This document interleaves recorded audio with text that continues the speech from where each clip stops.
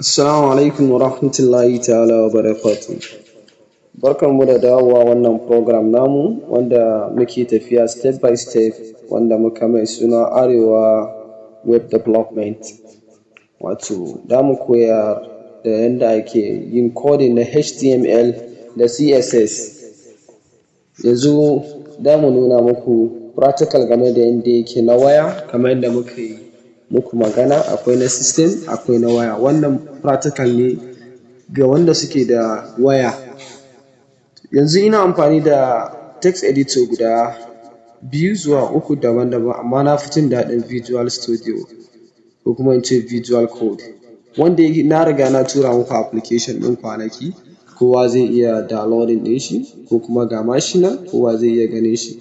Sai kai clicking kan Visual Studio ɗinka. So now idan mutum yana so ya shigo sai ya fara zai nuna mai blend, to yanzu creating ɗin na farko da za ka yi, inda za ka yi creating ɗin file a ciki. Sai ka zo nan, wato za ka danna wannan gurin ne, sai ka zo gurin mai plus ɗin nan, that means create a new file. To me file nake so na yi creating, sai na ce Arewa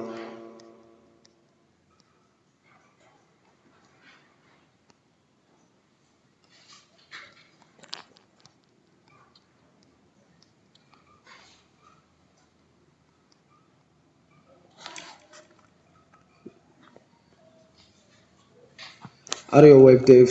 To don't forget idan za ku yi saving, in dai za ka yi saving, don't forget ka sa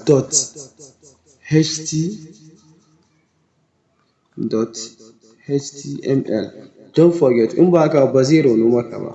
Amma idan ka sa .html sai ka danna create, sai ya kawo ka plain place haka ba komai a gurin. To yanzu za mu fara da bayani game da syntax of HTML ko in ce basic syntax of HTML. Basic syntax of HTML kamar yadda muka yi magana a baya program ɗinmu da muka yi game da introduction, mun yi magana akan text editor da kuma magana akan yadda HTML yake da kuma yanayin tsaron da yake tare da HTML coding. Yanzu ga mu cikin program ɗinmu under text editor. Sannan text editor na HTML za mu lissafo muku da shi da kowanne kuma bayanan shi yadda yake insha Allahu rabbi. Za mu muku bayani game da basic syntax of HTML gabaki ɗaya step by step, kowane guda ɗaya da bayanin shi da kuma abin da yake ɗauka. Da farko syntax na HTML shi yana duk wani dokoki da yake rubuta coding na HTML shi ke ƙunsan wannan abubuwan. Misali sai mu ce za mu fara da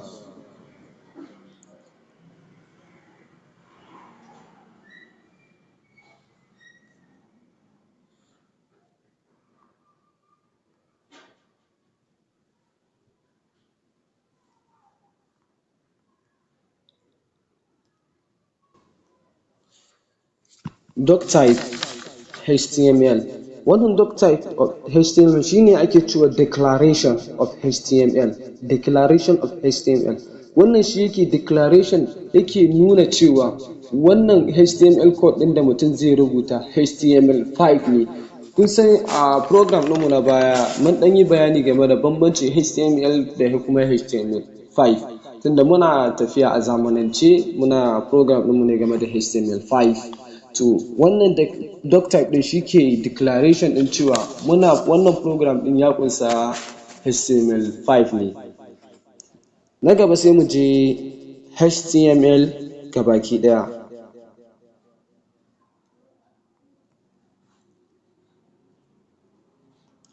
HTML shi ne na biyu, wato shi wannan shi ne yake ƙunshe da komai da komai, shi ne ma ƙunshigen daman tafiyan programs ɗin. In ba shi ba zai yiwu ka rona program ɗinka ba. Sannan sai heading.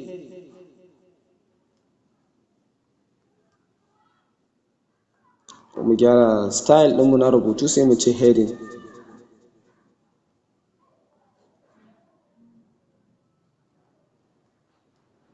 ko in ce head. To shi kuma head yana da open tag yana da closing tag. Yanzu wannan shi ne ake ce ma open tag, sannan kuma shi yana da closing tag. Sai mu rubuta closing tag ɗin shi.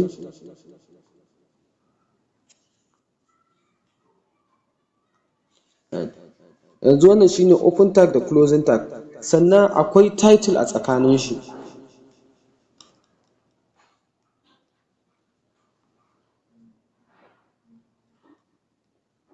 Shi ma title yana da closing tag ɗin shi, kamar yadda kai open tag haka mutum zai zo ya yi closing tag na title.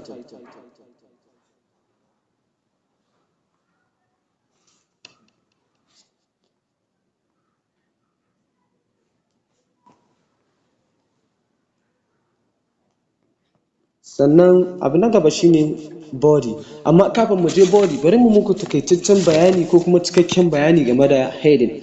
Shi heading duk wani abu da aka sa shi a heading yana ɓoye shi ne ba tare da ya yi display a cikin body ba, ko kuma browser ɗin mutum, ko kuma a iya ganin shi, ko kuma wani ya fahimci ma duk abin da ka sa a cikin tsakanin head ba zai yiwu wani ya iya ganin shi ba. No one can see anything. Na'am, kamar yadda muke magana yanzu ga HTML ɗinmu, ga head ɗinmu, sannan ga title, ga body. Wannan shi ne basic syntax of HTML da muke da shi. Kamar yadda muka muku bayani, head shi yana ɓoye duk wani coding ne da mutum ya shigar a cikin shi. Sannan title shi ne yake fitowa a heading ɗinka na browser, zai nuna ma ga title ɗin abin da kake so ka gani, zai displaying cewa kamar yanzu in na sa title a arewa, in ce arewa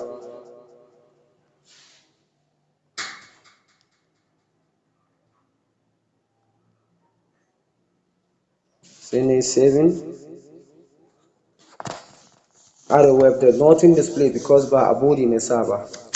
To amma aikin title ne shi ne zai fito min da shi a heading can saman rubutuna na browser ɗina. Misali in ce Chrome. To duk wani rubutu da zai fito a nan gurin nan, to shi ne yake ɗaukan amfanin title kenan. Zai fito min da wani rubutu a nan sama, kamar masu amfani da kwamfuta. Idan mun zo tutorial ɗinmu na kwamfuta za ku ga yadda yake aiki practically.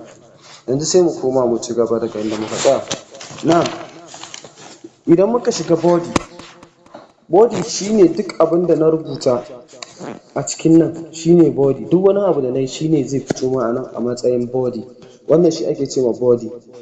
Kamar yanzu misali sai in ce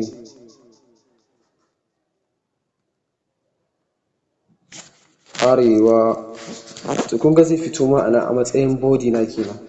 Shi ne body. Aikin body duk wani abu da na rubuta a cikin nan zai fito min ne a rubutun da na rubuta mai. Amma ku sani duk wani website da zan yi, ko kuma web application da mutum zai yi, shi body komai yana amfani da instruction da ka ba ma, ko kuma in ce command ɗin da ka ba ma wannan coding ɗinka. Misali yanzu ba na sa arewa ba, na zo website na sa a ƙasa, zai haɗe min shi ne sakamakon ban ba shi command na breaking line ba, ko na ba shi paragraph ba ne ba. Duk abin da na rubuta in zai kai haka zai cika form ɗin abin da zai kai min kenan. To amfanin body kenan. Body ɗinmu shi ne abin da yake display nan farin da kuka gani nan, to shi ne body ɗin website ɗinmu ko kuma web page ɗinmu, saboda duk wani abu da na rubuta a nan shi ne zai yi display a kai.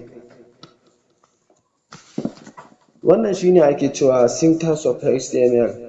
A program ɗinmu da za mu shiga na gaba, za ku ga yadda ake amfani da syntax of HTML gabaki ɗaya da yadda ake yi. Kafin mu ci gaba, zan so na muku highlighting ɗin program ɗinmu na gaba, shi ne heading of HTML. Heading of HTML. Program ɗinmu na gaba zai kama akan heading of HTML. Kamar yanzu misali ce H1,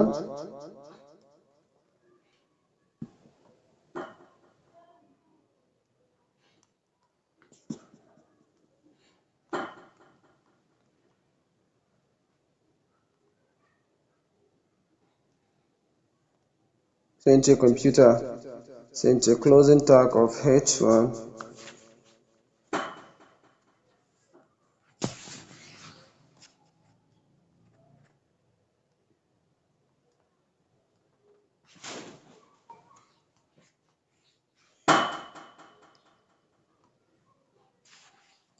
Wannan shine heading. Muna da heading na HTML, amma a program ɗinmu na gaba za ku ga yadda heading ɗin HTML yake kasancewa. Sai mun sake haɗuwa da ku a cikin program ɗinmu na gaba, insha Allahu Rabbi.